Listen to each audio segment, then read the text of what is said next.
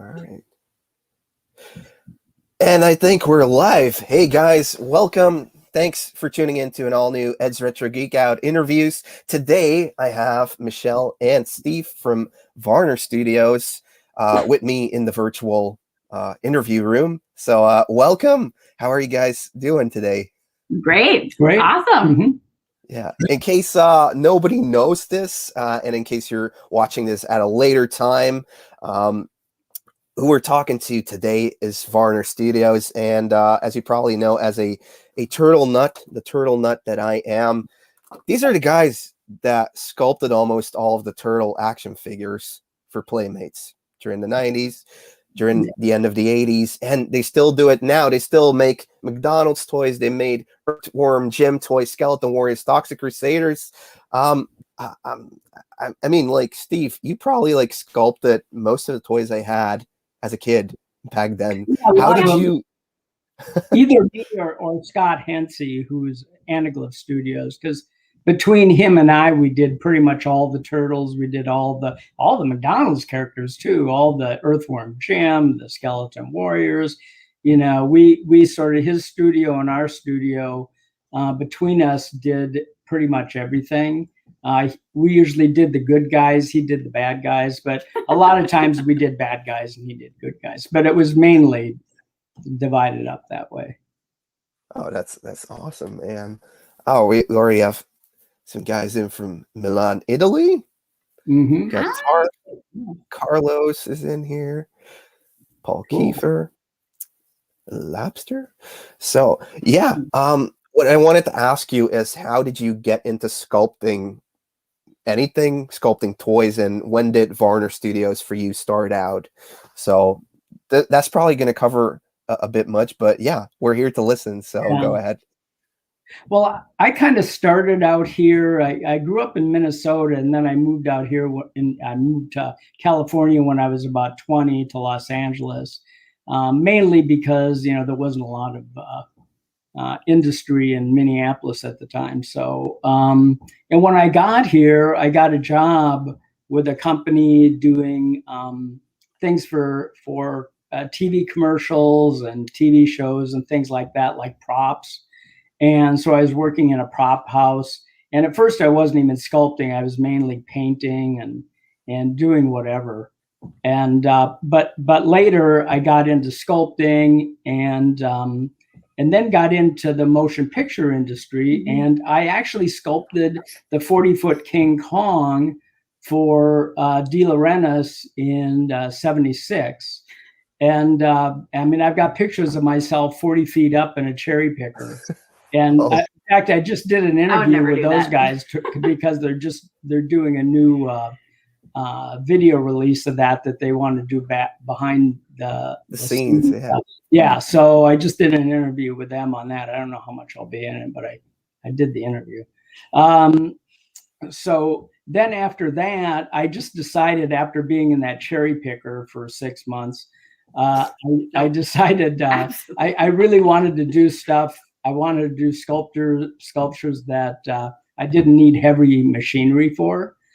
So I went over to Mattel and I got a job there, and I was there for like 3 years. And after, you know, being trained in the toy industry at Mattel, which was the best time to be there, was the mid 70s was really great. Maybe even earlier would have been better, but it was a good time. It was a nice place to work back then. I'm not sure how much it is now, but according to people that I know that work there.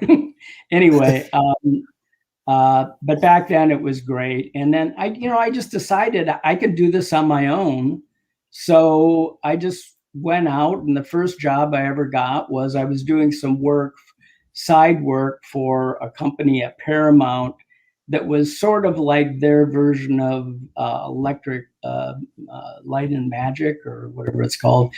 It was called Magic Cam. They did all the shots of the Star Trek ships and stuff, all the computer control things. They did that there.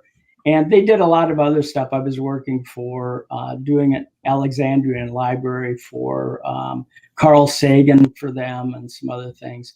So at that point, the guy who owned Magicam got, they asked him at Star Trek if he could do some action figures for them for the Star Trek line. It was for Mego. And so, you know, I contracted that with them. I left Mattel, and then so that was the first job. I did 6 of these aliens for Star Trek. And then after that, it just, one job after the other. Just Do you know which year this was around? 79. Yeah. 79, because that's when I left, and that's when I started Varner Studios, was 1979. Okay. Yeah. Oh man. Yeah, because I'm like so excited about the turtles, but you've been doing way this back. Yeah. like, this is just sort of background, you know. Yeah. So yeah, so then, you know, I just was sculpting a lot of stuff after that. And at first it was just me at my house. But then later I got so busy, I started hiring some other people to help me with this, that, and the next thing. And you know, I would get a lot of people. I'm the type of person, what I'll do is with my employees, I'll ask them to start something, like make an armature and get it started. And then as they're starting another one, I'll go in and finish that one. And we just kind of work that way, where you know, I'll like usually have them start the stuff, and then I finish things off. Yeah. And you do the quality control and add the magic touch. Yeah, that's kind of the way. That's kind of the way it is. But some of my guys got so good, I didn't even have to work on their stuff. But for the most part, that's the way it was. Especially with portrait heads, I always usually worked on all the portraits. Okay. So, awesome. yeah. Awesome. Yeah, we got Naima from Germany has been waiting for this interview for days. Awesome. Oh, great. Yeah. Us too. Yeah. Retro Brick Studio says you guys made my childhood. So. Oh, thanks. And Carlos, he says loves the sculptures pictures on Instagram. So yeah, everybody go and follow them on Instagram at Varner Studios. Yeah. Tanner, who does the Instagram, and he's taking care of, you know, documenting everything. He told me some kind of a scoop earlier before we started about you guys putting out a book potentially on all the stuff you've done, you know, from McDonald's to the Batman stuff to yeah, the McDonald's, everything. So is that something you're excited for to see? Yeah, I mean, coffee tables all across the world. And luckily I'm a pack rat, so I never throw anything away. I've got, you know, storage units full of stuff. Full of stuff. Full, I mean, like stacked to top. Yeah. Boxes. So we've been organizing those for a while. Yeah. And it's stuff that's so cool. Like you gotta, there's so many people who are interested in these things, who grew up with these things. And this is the history behind their childhood, like at least pieces of their childhood, right? You know, it's, it's awesome. Yeah. I mean, when I saw the Instagram pop up, I was like, hey, that's cool. They have a prototype. And there's like another one's like, what? Oh, yeah. I mean, the plan is to put up at least one thing every day. So, you know, keep watching it because it's going to change every single day. Yeah, you have like the stills, then you have like the thing actually moving around. Because that at that point, I was like, wait, they have video of this. They're actually, so they have it in. It's not just somebody who took a picture of it and now he's uploading it.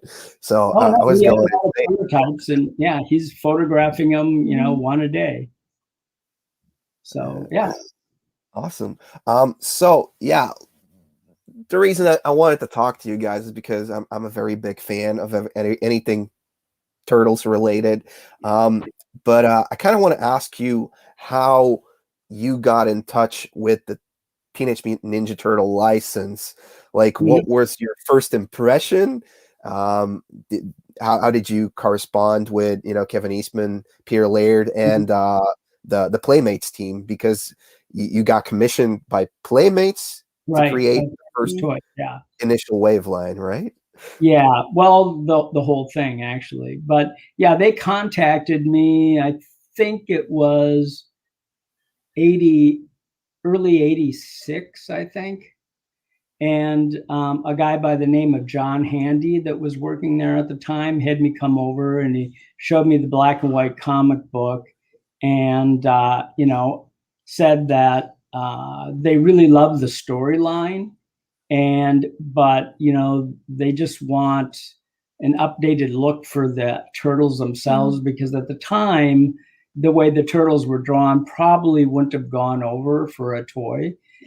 So they just let me put my own creative touch on it and just asked me to come up with something. I'm not sure if they were asking other people or not, but you know, I did, and they just kind of went with the one that I did. They didn't even change it. Which I guess we could just bring that up right now. There wasn't even any changes made in the beginning. Not until we went to the larger ones, we dropped the tail. But other than that, it was pretty much just like you know, and it was really simple too in the beginning. So that's one of the pitch turtles that Well, that already looks like you know, the retail Michelangelo. Pretty maybe close. Like the shell is a bit bigger than the maybe a little wider or whatever. I don't think the color was right though. I don't think his skin tone. Maybe.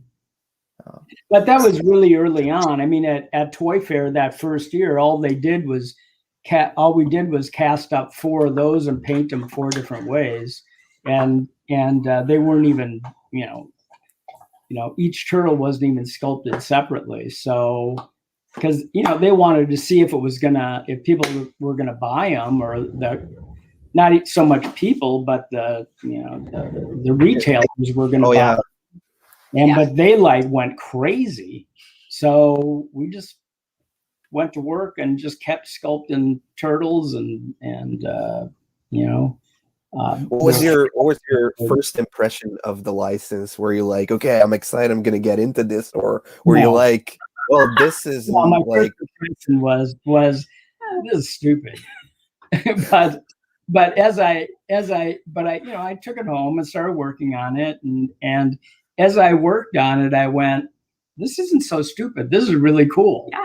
You know, so because it was so different than anything else that I had been doing. You know, it was, I don't know. It was fun. Yeah, it was fun. Yeah. Just a fun idea. Yeah. In fact, I went and bought stock in the company. I was so, you know, okay. You know, you're doing well. Yeah. So the first wave was like 10 figures. And after that, everything went nuts. You started pumping out like all sorts with mechanical stuff. How much creative control did you get? Because the first couple of years, definitely, the comic book was over here. You had the cartoon show on the other side, and the toys, sometimes they would be like really gruesome. Sometimes they'd be like pretty cartoony. How much creative control did you get? In the beginning, we had almost total creative control. I mean, we would throw out stuff and they'd just tell us yay or nay, or they'd say, well, why don't you do this, or why don't you do that? But that was about it. I mean, how many guys did you have that were drawing, like Howard and Van Duong, and was it just the 3 of them? I think there was, and Russell. Yeah, and Russ. Yeah. So we had like 3 people doing drawings, and then we had some other people that would come in here and there. But we had, I think it was 3 main people doing drawings, and then you know we do, you know, overlays. So they just come up with the concepts. Awesome. And then you said you got a fax machine. Yeah. And you would just send these by fax back and forth. And they come back and say, hey, this is awesome, let's change this, or we love it just as is. What does it say? Where's the forearm? Is that like the question that they put on the note over there? Probably. Okay. Cut in butt too big. That would be the kind of comments they would have. Yeah. Bare chest. Right. So, but you know, it was. I mean, you know, they were, you know, commenting and stuff, but it wasn't like it is now, where, you know, okay, this is the way. Like right now with Turtles, with Nickelodeon, we have zero creative control. Okay. We have zero. It has to be like what exactly the way they want or not. In 2012, we forced the issue because the Ciro, the director of the TV show, we kind of got him on board with us, and he let us do stuff. But then, so that 2012 line was the first ones that came out. The first 4 Turtles was really, we had some creative control there. Okay. After that, they took it all away. All the detail on the face, they made them creative control, much more cartoony. But you can see just in the first 4, right? They had, you know, texture on their arms. They had, you know, cuts everywhere. They took all of that away. They took it all away, and I'm not sure why, but just they did. I don't think it did that well after that, actually. Can I say? I don't know. It's just all I know is we were stripped of any creative control. Oh, yikes! I mean. So they could have been as cool as the 90s ones, but no, they just decided to keep them away from you guys. They want what they want the way they want it, and that's it. Another question I have is, in the early days, where would you get inspiration from as you're, you know, pushing out so many different designs? Was there like a way to go for all of your designers, or did you have like one main goal, like this is a kind of line we want to do sports Turtles, or was it just go nuts and whatever looks cool we'll put in production? Well, you know, we just had a lot of artists in the studio, and we had a pretty free,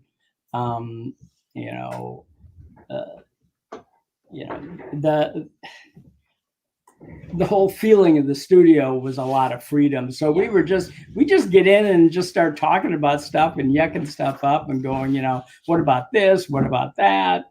Of course, my partner Eddie at the time would, you know, give them a little bit of weed, and, you know, we just go to town on this stuff. Yeah. So this is, because I know you said something about the sports turtle. Slapshot Leo. Yeah, because is that something you guys came up with, or was it like a pitch from Playmates, like, hey, sports are cool, kids are into sports, let's do sports turtle? A hockey player turtle, that would be it. And then we'd come up with we'd take it from there. Yeah. Oh, that's him. Oh, yeah. That was one of my favorites as a kid. So and you also sculpted like all of the, you know, the headgear, the weapons. Yeah. The weapons seem to have like taken a whole different approach after the first wave, where you would, you know, like create more stuff that looked like an animal, or like this is, oh, I'm not showing it right. This has like a fish on it, so it wouldn't just be like handing Bebop like a gun, but they would have like some sort of a comedic effect to it as well, but a lot more detailing and sculpting on it. What was the reason for those things happening? Well, it was just, you know, some of that stuff actually came up with maybe by Mirage. Also, this Michael Dooney, who was over there, he was really good too, and we would go back and forth with him too. So we all fit together really well. He was also very, you know, sort of loose in his style, and just like to come up with funny gags, you know. And I think they also were very anti-violence back in the day, or at that time in particular. So, you know, making the guns more cartoony. Yeah, making the weapons more of a toy and fun. Yeah. Like, and we don't have the concept with us right now, but we actually have some drawings where it was a sub machine gun that was just like a sandwich machine gun. Sub sandwich, and then there was the club sandwich, which was the club with the sandwich on it. Yeah, didn't that end up with like Bernie or Ernie, like the the newscaster boss. He has like a sub, it could like be, a sandwich weapon. Yeah. Oh man. So it was fun back then. We just had a lot of fun. I mean, and it shows, you know. Yeah. I think that's really what it comes down to. When did you kind of notice, like, hey, this turtle stuff is taking off? Like, because well, there was Turtle Mania around. Was that something you expected in such great length or numbers that it was going to get? No, we didn't expect it, but it happened almost immediately. It was like the first year, like first toy fair. Well, the first year was good. The second year was better. I mean, it just kept growing. It was great. I mean, they were just like making so many toys, and the stuff would just sell out immediately. I remember going to Toys R Us when Toys R Us was around, and there was a whole aisle. All it was turtles. You know? Yeah, I miss those days. Yeah, me too. I miss those days too. You know, at the height of TMNT Mania, you know, when the movies were coming out, how many sculpts were you working on, like, each week? Or how many different designs were you working on? How many different sublines would you do in a year to get out the toy fair? God, I'm not even sure, but we'd probably be working on 20 or 30 figures at a time. I think back then we had like 25 or so employees at the Something height, like that. at the height of it. Yeah, that was like You know? 95, something like that we did. So, I mean, we were doing a lot of stuff, but I mean, it would take, you know, sometimes a month and a half, 2 months to get a figure done. So especially in the old clay and wax. Yeah, I mean, it was a much slower process than the digital process now. Can you tell us a bit about the process, how you went about creating those? Here, I actually have some examples. Yeah, we'd start off with making a wire armature, and usually, you know, staple that down to a wooden base. And you can see the wire on his feet. So this is the clay movie turtle, and you can see the wire armature right there. And then we'd put clay on it and get it as far as we could in clay, which that one went pretty far. And then we'd make a mold on it and then cast it into wax, which was our own proprietary wax. And then we'd finish it in wax, make another mold. So you'd add the details on then, and in the wax you would get to add even more details, or? Oh yes, a lot more. Most of the detail was added in wax. So this is the sewer surfer in wax. And you can see, like, this is basically the toy. I mean, that is the original wax.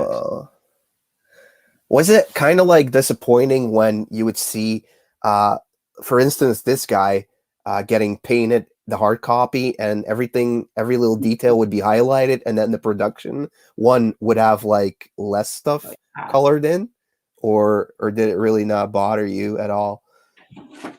You know, as far as you know, it's really weird because I really love the toys without the paint on them. Oh, okay, yeah. When they painted them, to me, I kind of lost interest. Yeah. This is a hard copy of the movie turtle. Oh yeah. So that's just a resin, you know. Yeah. Yeah, that's him. Yeah. I don't think it's not this one, right? Is it? Or was it Donnie? Yeah. Is I think it is. Is it? I think it might. Not sure. Yeah, it might be Mikey. That's awesome. How easy was it for you guys to get like approval on one of the sculpts? Like when you would finish it off? Pretty easy because they were asking us what we wanted to do, and we did it. And they would just interject, well, why don't you do this or don't do that, you know. But other than that, you know, it was just finishing it off, and it was like, add as much detail as you possibly can. Just come up with stuff on the fly. and they pretty much just went with it. Yeah. Then still there were like some turtle toys that remained to be unproduced. How did like some of those concepts fall off the wagon? Like there's like you had the Jim Lee one, the Leonardo, like he was done. Same thing for completely done. Yeah. I have no idea. They had a habit of sometimes only putting out 3 of the 4 turtles that we would do. Do you think it would have something to do with like pre-orders from Toy Fair catalogs, or? I don't have a clue. That's all marketing decisions. Yeah. So it's, I guess I could ask, Carl and stuff, but I don't know. I never have asked him. Probably something to do with that. And he probably wouldn't give me a straight answer anyway. He's like, anyway. Because I think I saw it. Maybe it's Chris Fawcett that had it, but he had like a shredder from the Wild West line that never got made. Like he has like a buffalo thing on. But I mean, it was at the height, so I'd figure like if anything gets to that sort of sculpting stage, you release it. But they didn't always. There's actually a lot of stuff that we have that wasn't released. That's pretty exciting to hear. Yeah, I know. Yeah, people are saying it's so crazy that Jim Lee Leo never was released. I know, it is crazy, isn't it? Especially since we did it. It was totally finished. Oh, yeah. 100%. Yeah. Ready to go. But and there was plenty of other ones like that, too. I can't think of any off the top of my head, but I know there was. So did you end up getting any ideas or concepts from Mirage Studio artists as well? Or like from Playmates? Was it like some sort of ecosystem that everybody was just pouring out ideas and marketing had to like tie it together? Yeah, and the only reason that we started doing drawings and stuff was because Mirage could not come up with enough concepts fast enough. Yeah. So they just said, well, can you guys come up with stuff? So we just started doing drawings and stuff and submitting them, and they go, okay, you can do it. And so we all did. And Scott Hansey over at Anaglyph, they started doing concepts as well. Mm-hmm. So which you can see from on the Instagram, they did the metalhead. Mm-hmm. But then we sculpted it for some reason. So we did the sculpture, but they did the you design. can see their design, and we posted it because we had it to do the sculpture. Right. So I cooperated a lot with Scott over there too. We were good friends, and between our studio, we did everything. Was there like some sort of a reason for them doing most of the bad guys and you doing the good guys? What was like the reasoning behind it? From the beginning, it started out that way from the beginning, and people get typecast into roles, and that's sculpture too.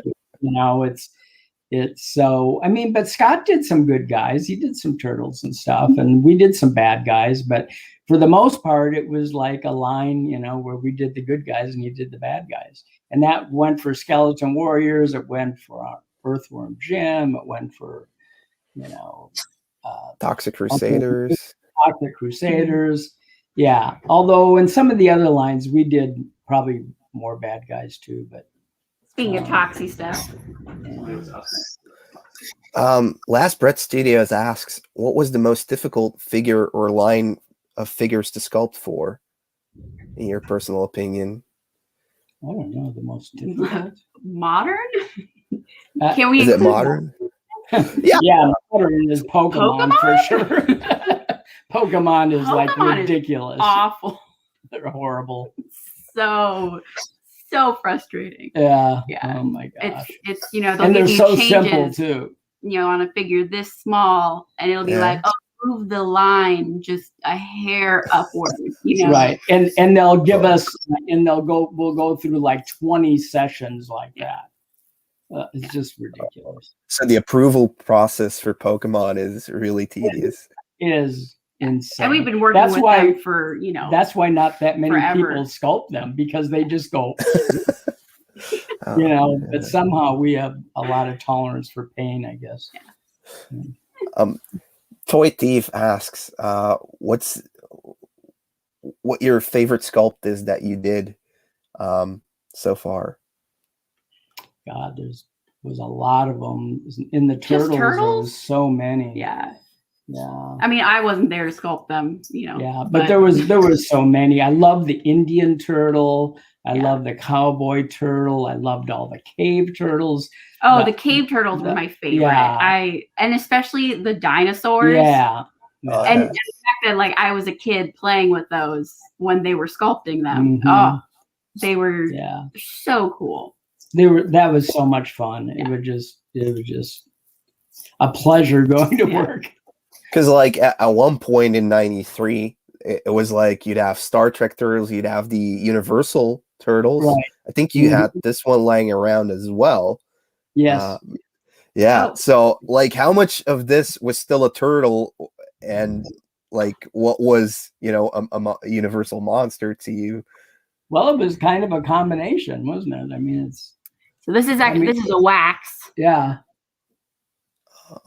That's the original with all the detail.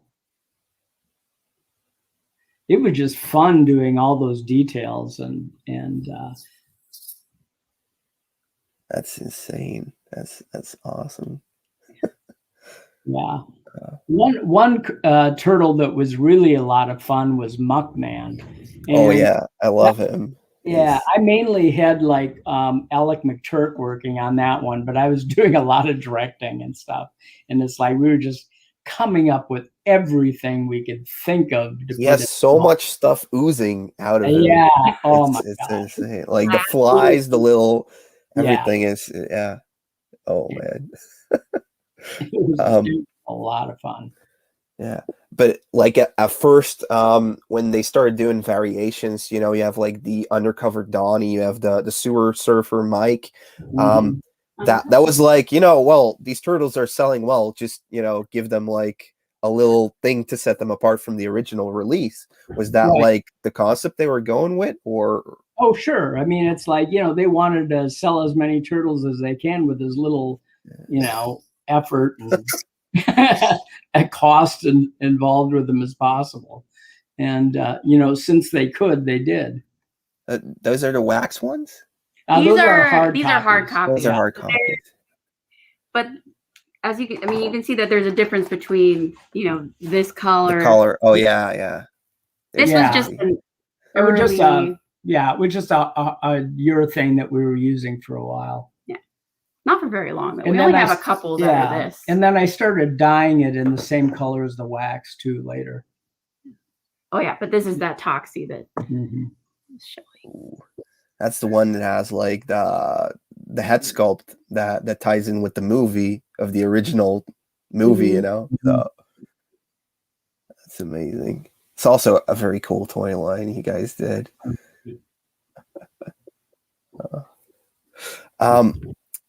When you're working on a sculpt of like a turtle that has more of a mechanical feature, how much do you have to take in account before sculpting that?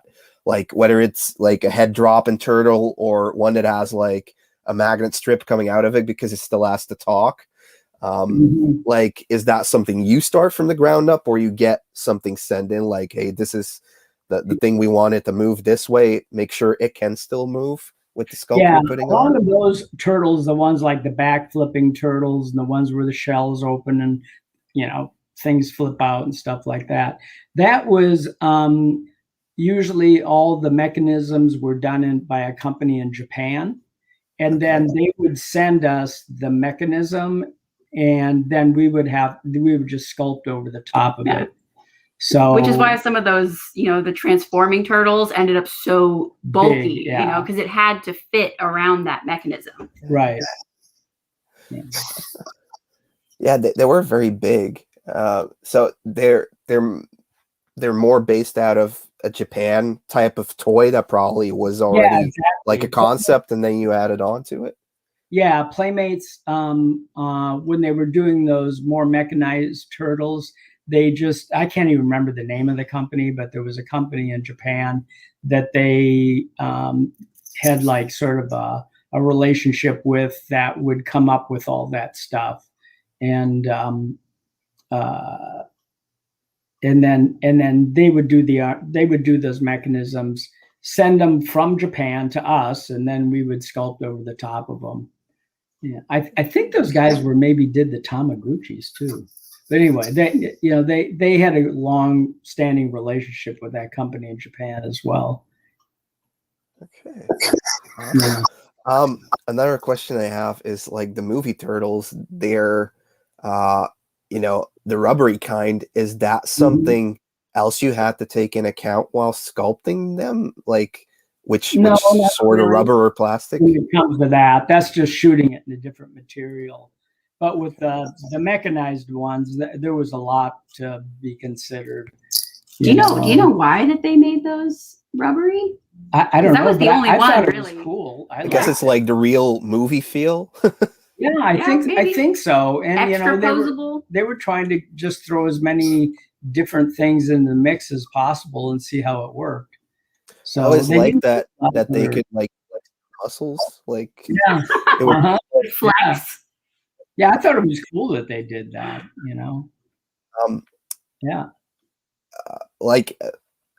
A different question is like for the movie Turtles, how much of them needed to be screen accurate?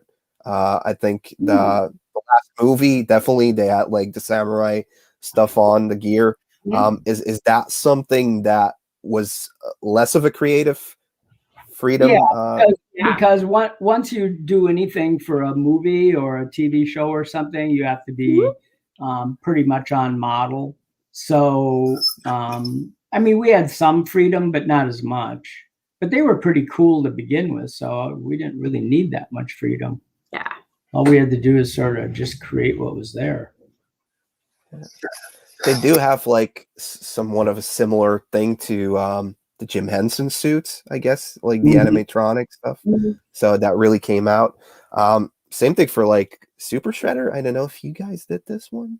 Did we do Super Shredder? I think Scott did that one. I don't know. I don't remember. Because he's like a lot smaller than you would think in the movie. He'd be bigger. So yeah.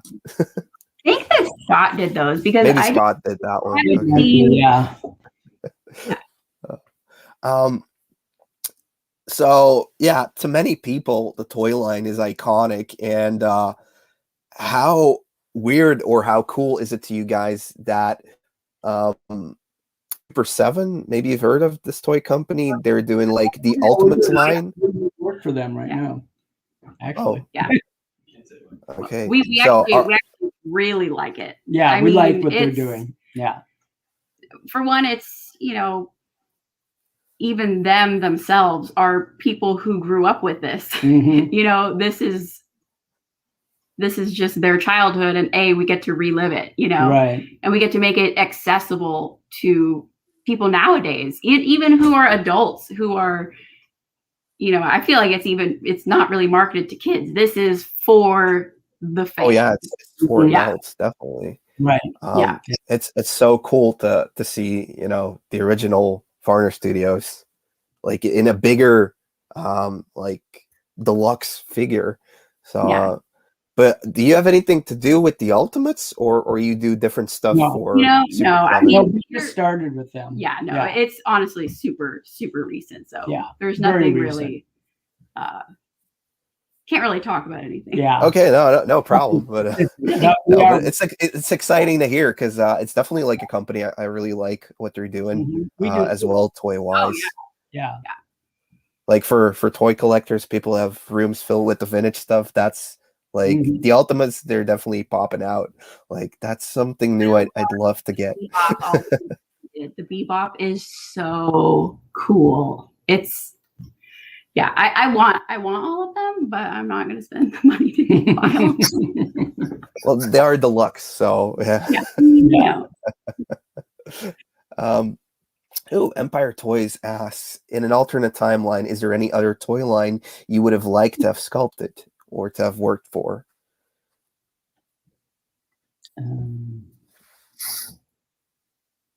Probably I wish I would have done more Star Trek figure. I'm not Star Trek, Star Wars. Oh yeah. And Star the funny Wars. thing is my buddy was running the shop over at Kenner, but he kept giving me all the damn strawberry shortcakes. And then, I'd go in there once a year or whatever before a toy fair and help them do changes on all the stuff. And he had me sculpt a few things, but not a lot. And I'm not really sure why. You got to work on the dolls. Well, Yeah. you kind of specialize in dolls. I guess from I that. did, Like, yeah. At Mattel, from, I did, yeah. Aside from like the turtles, Mm-hmm. he's like the best doll sculptor. Yeah, out there. We've done so many dolls. Tons. Even nowadays, it's just baby dolls, fashion dolls. Yeah.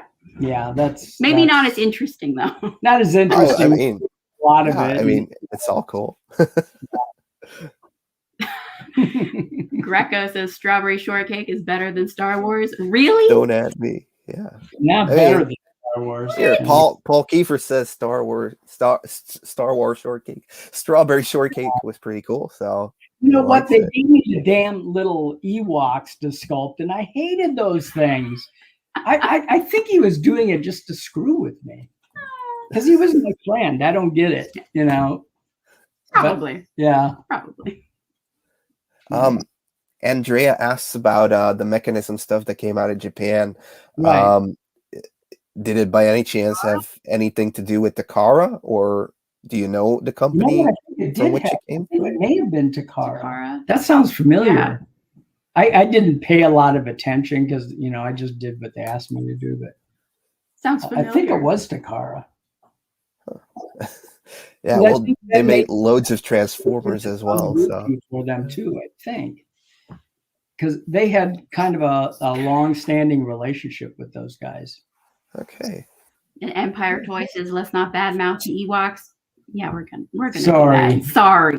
I didn't like them that much. They were the last movies. I wanted to sculpt them with like flowing hair and stuff like that, and I did. And they made me redo them to make them look like Dribbles. Well, yeah, to make them look like plush toys. So, oh, okay. I thought they could have done something better, but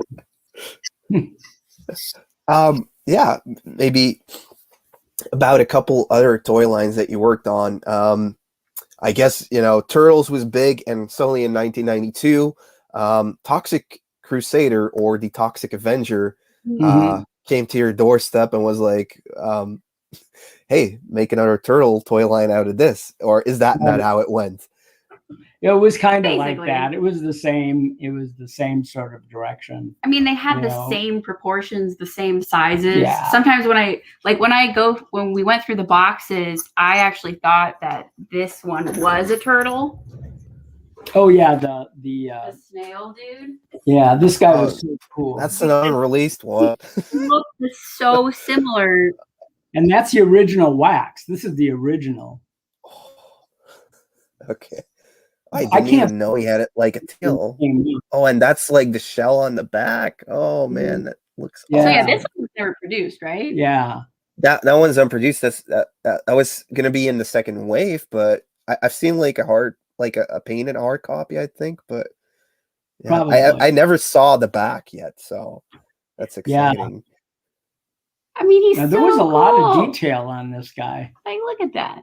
It's like a turbo snail. Yeah. Right. It's definitely a bit bulkier, more like the stuff you would do for Earthworm Jim as well, I guess. Right, exactly. It could have fit into either one of those lines if they had written it in. Yeah. Here we have or turtles, actually. Oh, wait, we have that one over there. So here's Dr. Killamoff. Yeah, here's the wax on Kill 'Em Off. Whoop, I don't know if I can. He's going to fall apart. That's the problem. Oh, okay. Lift him up a little bit. Arm fell off. Oh, we did. Where is it? I got it. She still has it. We'll let it go. That's amazing. It's falling apart. Sorry if you can't see it very good. Just I'm the trying fact to that make we it not still have fall. those waxes is amazing. Yeah, because that's like a very short-lived toy line. There was only like was it like 10 figures that came out for it, and then all of a sudden it was like, I guess it's not selling enough, but you guys had already planned a second and a third wave, or how many? I'm not I sure. kind of heard remember. from people saying that it was kind of ahead of its time. Like nowadays, it may have been more interesting because of the whole environmental. But I guess Captain Planet was around the same time too. So yeah. Oh, that's some more concept art. Awesome. And then I honestly, this one, what was this one called? Sludge. But it never came out. I don't know if you Exxon Valdez. So that's I have never seen that before. That looks amazing. And would that have been like a giant figure or like a smaller one? It probably would have been a smaller one. They all these drawings ended up being quite a bit different proportion than what they actually ended up. Like, I mean, you there can was even one see like that was a giant figure though. I don't know if it ever came out. Really? Though. What was that called? I'm trying to. Was it like? Did it look like this one? Yeah. Like Pluto? Exactly. Yeah. Pluto. This was actually made by someone in Sweden. He took like the picture of the Toy Fair catalog and he created it himself. So it's like Pluto with magnets. Was big. He was like, that big. The one that we did. Yeah, I think he's probably bigger than this one, but yeah, no, but awesome. the one that we did was probably almost twice that size. Okay, awesome. Yeah, 'Cause but anyways, they tried recreating it, so that's pretty cool. Right. Yeah, I don't have a whole figure on that, but I did find some parts, some hard copy parts. I know Eddie has a whole one. Oh, he does? Yeah, he does. We should get him on this too when COVID's over. Yeah. Eddie was my dad's old partner in the studio. Okay. Mm-hmm. Then he lived during nearby. the 90s. Yeah. Mm-hmm. Definitely like in Toxic Crusaders, you went above and beyond, like sculpt wise, like the detail on these and on the vehicles. It's like the next step, Turtles. Right. Muckman, he was like out there, but with like every single one of those Toxic Crusaders was like a Muckman. Yeah. It's just like filled up, and they got like the paint jobs right as well. Like everything got their little details in. It's so weird for me to see them painted in such bright colors. I'm used to seeing, the plain hard copies or the waxes or whatever. Yeah. And I think they look so cool. And then once you paint them, I'm like, I don't know. It kind of detracts for me. But I wasn't really into them. So how would you have loved to have seen them, like not with color or just like one color? Or I think it'd be cool to put out a whole line of these things with no color, but in a really good material that you can see all the detail really well. Yeah. I think that would be a great idea. But then again, like that's coming from people who are artists. Yeah. We're like the sculptors who appreciate the detail part. Yeah, the artistry around creating those. The alternate sculpt. Once they're painted, sometimes for me it detracts from the detail instead of enhancing it. Here, I just got delivered some boxes. Oh. Crusader clown wax. Oh, that's another one that didn't get released. So yeah, and that was the one that the legs extended. Oh yes. Oh, he's totally complete. Yeah. So this is like kind of a rough wax. Okay. Yeah. So this was probably, honestly, it kind of looks like it was cast just off the clay. And then it didn't really receive much detail yet. Yeah, really not get as much detailing. Yeah. I mean, you can really see how rough that is. That's pretty cool. Oh, yeah. It just sucks that that line didn't get like a second wave. I would have been all over that as a Yeah. kid. You probably would Like- have done better now. I think it would have, honestly. Yeah, it's kind of like the same story as Turtles, where it came from a violent comic book. This came from like a horror B movie that was kind of funny, but still, it was way out there. Definitely targeted the kids. So this is an alternate sculpt for Toxie. Toxie. Yeah, looking more like the original movie monster it was based on. Yeah. Or movie hero in his case. And here's part of his mop handle. Where it Oh, yeah. Your mop head. And the handle's missing. But yeah. That's awesome. That was his weapon. Actually, I have the finished one here. So there you go. Yeah. Oh, yeah. that's the mop head. And then he received the bandana that they went for the cartoon with. So yeah. Yeah. It's amazing. Another toy line you guys worked on that's one of my favorites. Also, only got one run and a second run already ready to go, but never released, is Skeleton Warriors. Now, this has got to be like the craziest sculpts ever. Like, just going nuts with skeletons. How do you go about creating those? Because there's already like it's kind of like you said before, you'd create an iron like shape for the figure, and then you start putting clay on it. Right. Oh, these are amazing. What was this guy called? I think it's Grim Skull. Yeah, Grim Skull. Grim Skull. He's falling apart. Yeah. I just don't want to drop anything. Here. And here's what's his name? But that's the released one. Oh yeah. See, I like those kind of colors a little bit better. Yeah, that like one the worked crazy out pretty ones. good. But they stayed like pretty definitely with these colors for those. Right. Yeah. And here's like the main characters. This is what's his name? Lightstar, I guess. Yeah. He's missing his chest plate, which had a lot of skeletons and stuff on. I think I actually have. Yeah. I have the painted one of this guy. I think.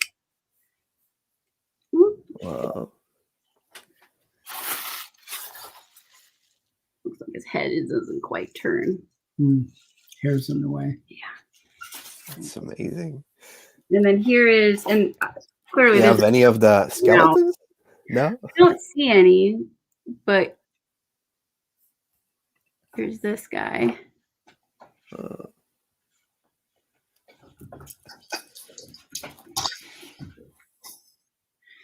And then one more.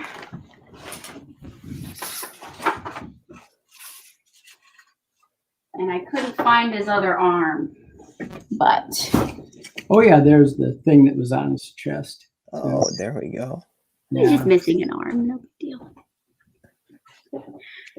What is that? That like, is it cloth on there, or is that like? This one's cloth, and like these are a heated cloth. Mm-hmm.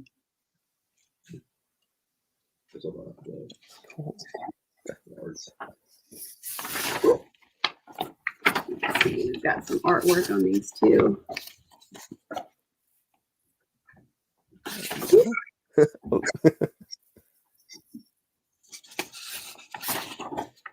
Oh, this that's one the horse. Yeah. Yeah. So much detail on those. I don't remember seeing this one. Did this one come out? Oh yeah, it's right here. Yeah, here we go. That's it. Cool. But they kept them like really dark, so yeah, amazing. This one, and the Baron writing it. So yeah, I mean those were like probably at the time some of like the most gross toys out there. Like yeah, gross out toys like Mad Balls and stuff, but it was all goofy. This looked the part of like coming straight out of a horror flick. Oh yeah. For kids. Right. For kids, yeah. I think we were talking about this before we went live, but the fact that before the Turtles, there were so many action figures, and the moms got together and were pretty upset about how they were marketing these, you know, kind of violent toys to children. But not only that, there was a law where they could show the television commercials during the cartoon show. Oh yeah. And that's what everybody got really upset about, and pretty much, you know, stopped action figures for probably about a year. I mean, we were doing action figures like crazy, and then all of a sudden they just stopped, and there was a void for about a year. And then that's when we got the license for Turtles, and then it all took off again after that. Okay. And then they changed that law too, so that you can't advertise the toys during the actual animated production of that series. So in other words, during Turtles, you couldn't sell turtle toys. Turtles, yeah. Okay. Yeah. Well, yeah, because it would be too much of an indoctrination for the kid. Yeah, like, exactly. oh, now I have to get this to play in order to play with it. Yeah. And it kind of made those laws change. I love that question. How do you guys preserve the drawing so Oh, well? yeah. Well, That one. You don't. Luck. Oh, luck. That was pure luck. So it's not like a family recipe. Oh, We were looking for them. We were looking for them, and we're like, where did all these drawings go? And there's a big, you know, Rubbermaid storage thing on the side of the house that got rained on and fell open, and they were all in there. Yeah. So I pulled all the boxes out of there, and luckily the boxes with the drawings hadn't been touched. Magically. They smell pretty bad. Yeah. But the other thing that's really funny is in the early 2000s, I had all the because we had run out of space for all the prototypes. I had put them in a storage unit, and it turned out that I went there and somebody had broken into the storage unit and rummaged through it. But they just thought there was all these boxes of prototypes and molds and stuff, and it wasn't what they were looking for, so they just left it. That's lucky. So lucky. All the stuff would have been gone. What is this crap? Renato Zaya asks if the TMNT vehicles were also designed by you. No, but that's more of like toy designers from the Japan division that took care of that. That guy Matt, there's a guy by the name of Matt Laslich who was over in Marina Del Rey, and he had a company called 3D ID, and he did a lot of the design of the vehicles. Okay. So yeah, it was all pretty like Los Angeles based. Yeah, for the most part, much. Except for what happened in Japan. Yeah. Couple final questions. I think there was one more question right here. Like, what was the oddest toy line you sculpted for? What was like the weirdest one? I can think of some odd projects. Oh yeah, go ahead. Like, remember when that guy came over with a live casting of Beyonce's pregnant belly? Oh, God, and wanted us to like. That was weird. It was really weird. What did we do? We did it too. Yeah, I think we like gave it to somebody else because we're like, I don't even know what to do with this. What did they want done? They wanted the Super Bowl or something. I don't know. They had like a life casting know off Beyonce's belly when she was pregnant. Yeah, so like they took a plaster and just like.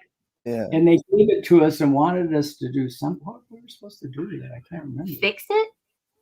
Yeah. Make it look right? Because they wanted it like as a plaque on the wall or something. It was so weird. It was really bizarre. It was, and then it's 3D. It's not 2D. Yeah, right? 3D. Yeah. Yeah, it was a life casting off of her belly. Yeah, it was like, full size. But it was just the belly, right? Yeah. Yeah, well, part of the torso too. Yeah, like it was like tear down. Yeah. Okay. That was pretty weird. Yeah, that was pretty weird. But he wanted that casted so he could put it. Okay, really weird. Yeah, it was. How do you really acquire such a thing?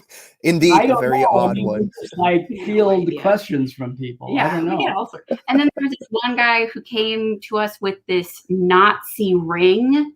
Oh yeah. Oh gosh. And he had wanted us us to 3D just scan scan it.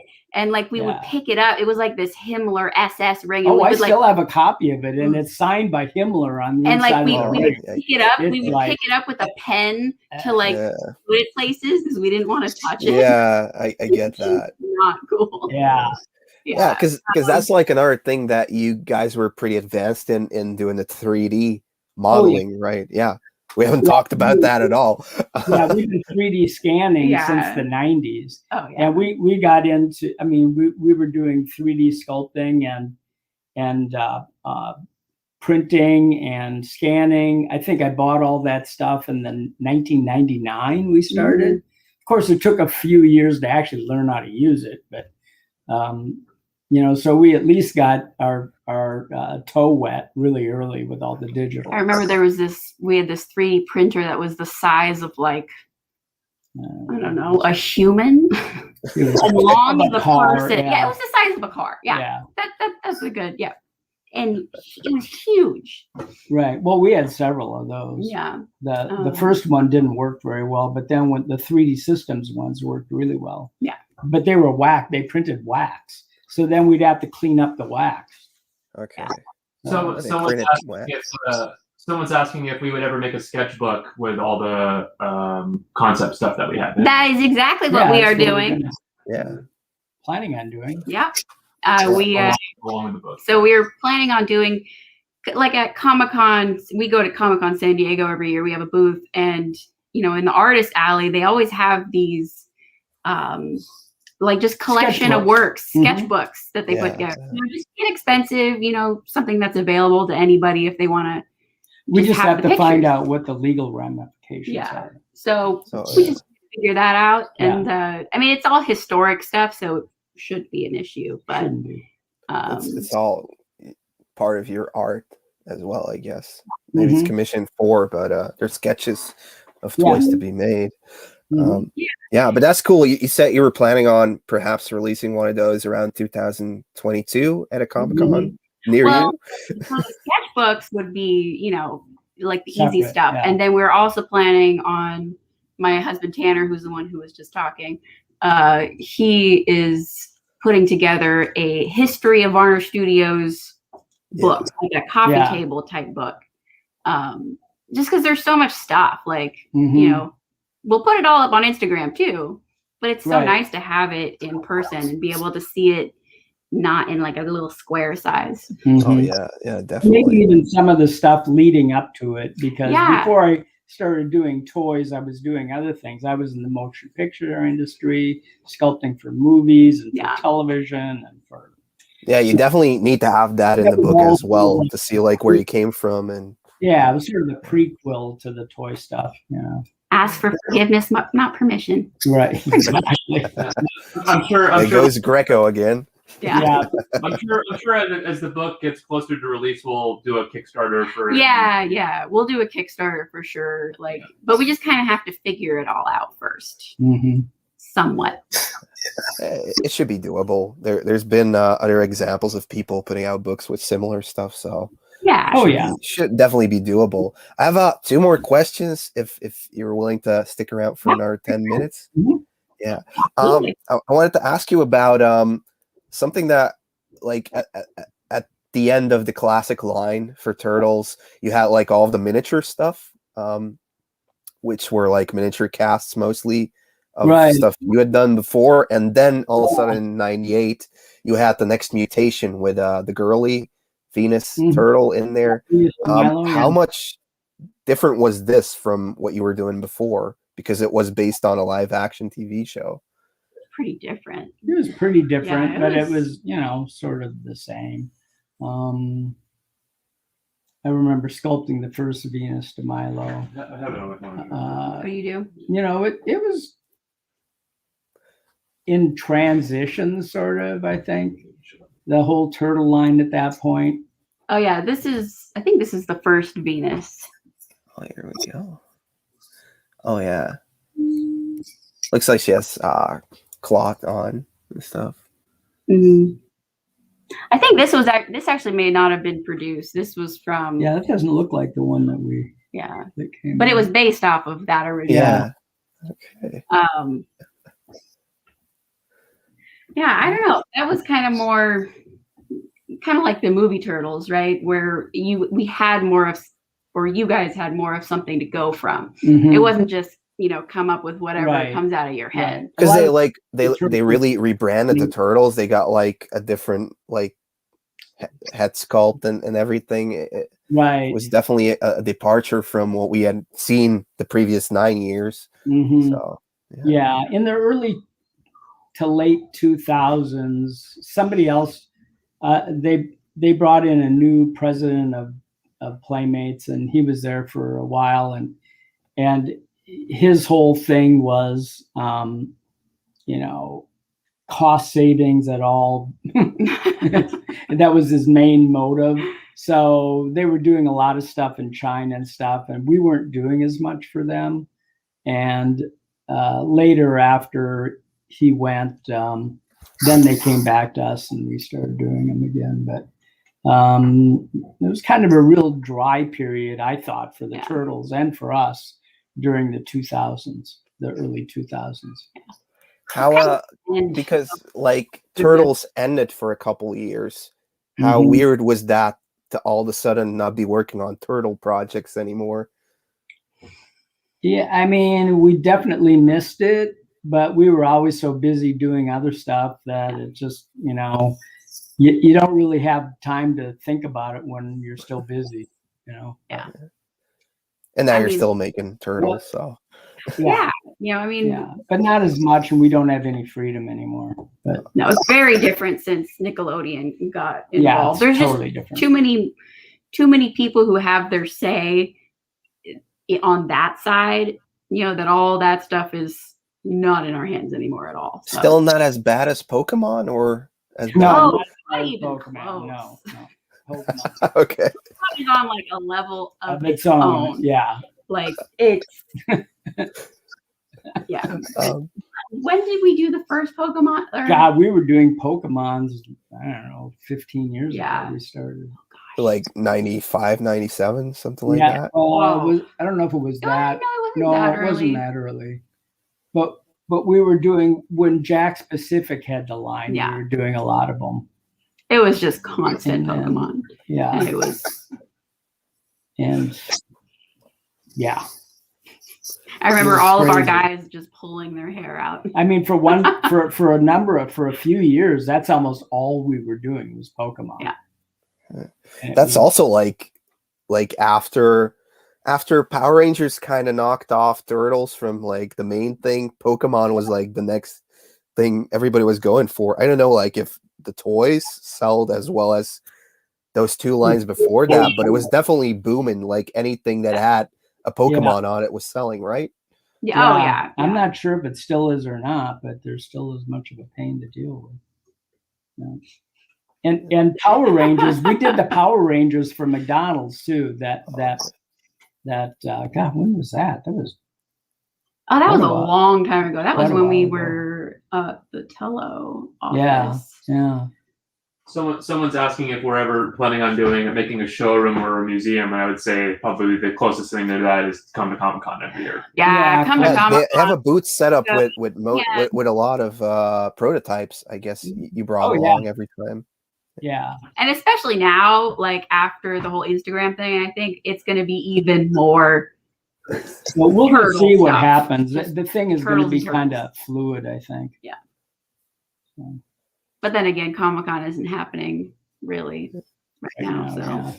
Yeah. Hopefully it'll all get better. And we can see some turtle prototypes.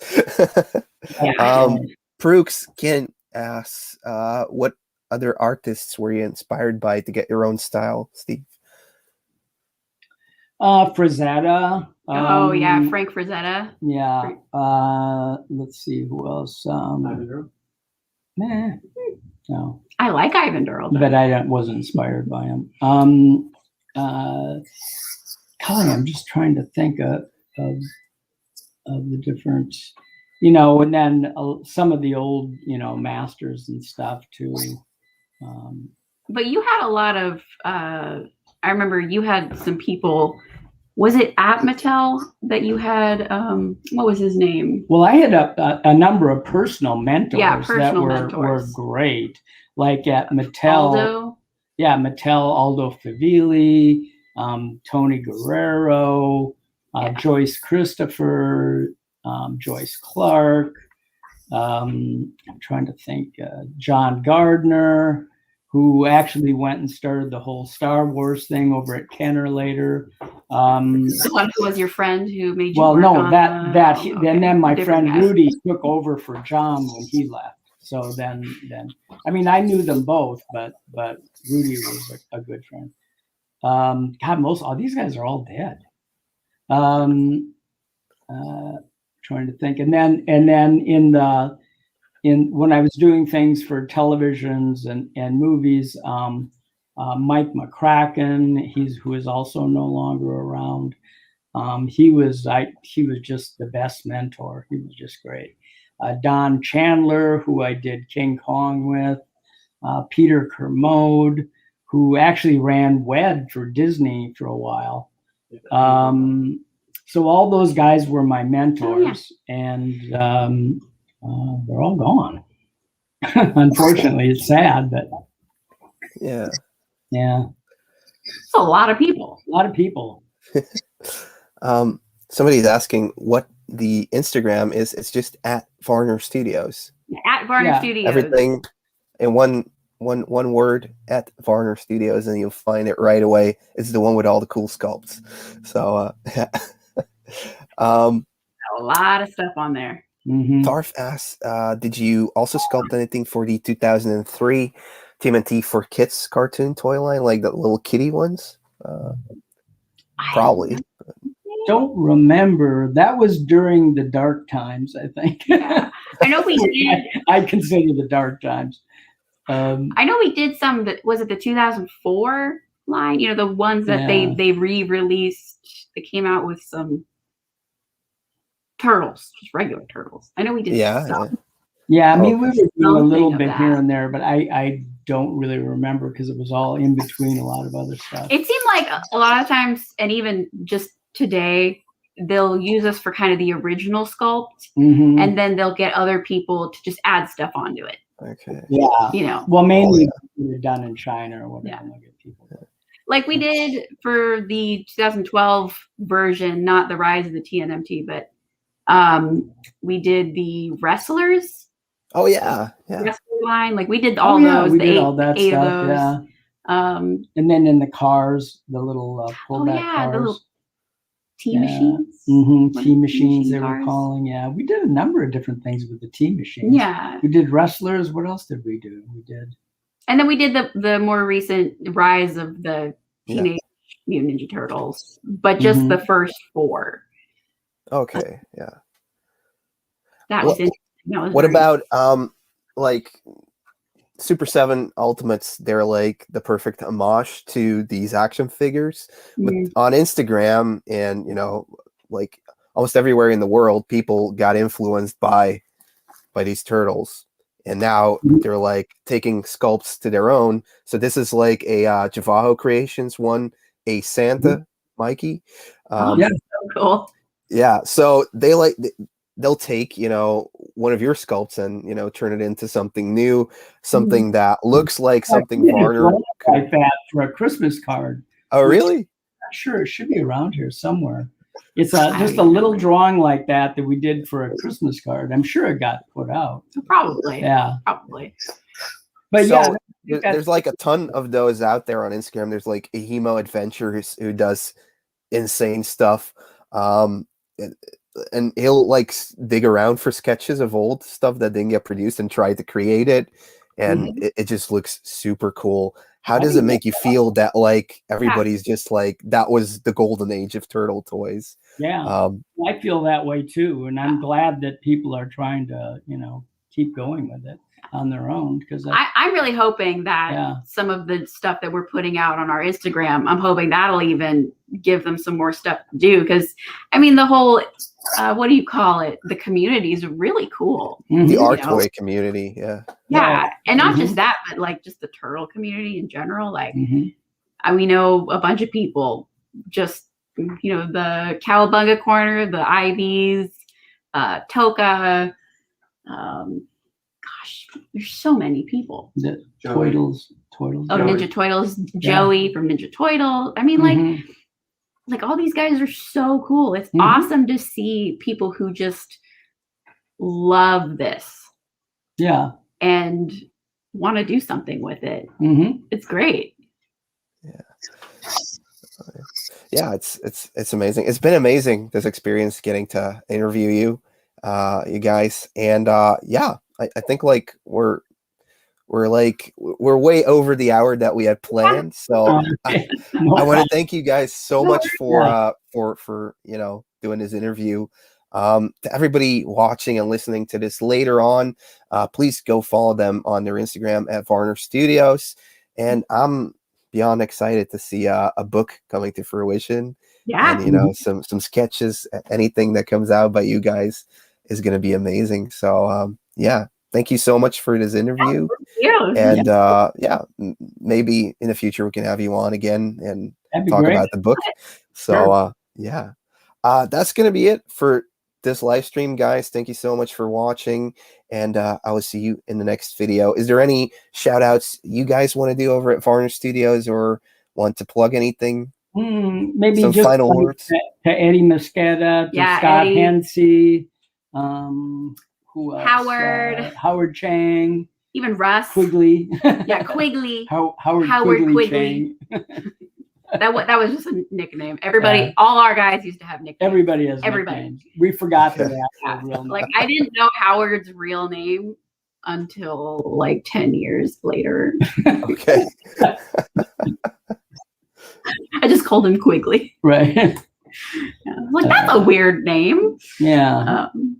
To Tanner for doing the Instagram. Right, yeah, for doing the Instagram. Yeah. So cool. Yeah. All right. That's awesome. Thank you so much. That's going to be it for this stream. When I turn it down, we're still going to be in the room together, so don't walk away right away. Thanks for watching, guys, and I'll see you next week. Bye. Okay.